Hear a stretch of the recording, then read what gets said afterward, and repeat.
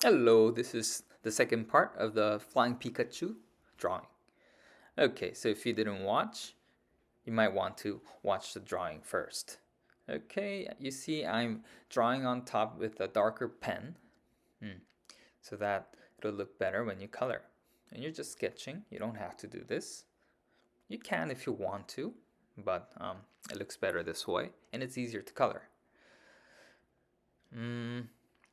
Okay, so I'm almost done with coloring this part. It wasn't that hard, right? Just get the colors from the original. And now the red clouds. See, I colored inside and I'm using white to color to make the shapes. And I made it like lighter. I used like lighter density of the color. And then you have to color inside the balloons. You can use any color you want. I tried to get the colors from the original, but you can do as you wish. And after we're done with the balloons, let's go for the airplane. Let's try to color the airplane. The airplane is, it doesn't look very hard to do. Oh, those are the lines for the balloons. Yes, the sky. Okay, so I'm coloring the airplane.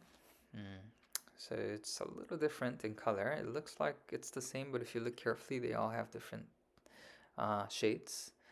So I'm using that to make it look more popping out, like 3D, right? A little darker color and that white part. And okay, I turned on the sky on the background so I can color the white color inside because it's hard to do that with white canvas.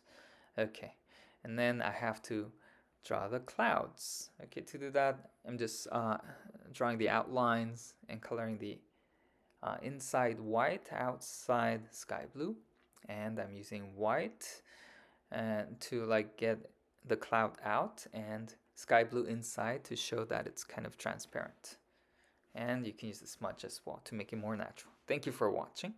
You can enjoy more on other videos. Thank you.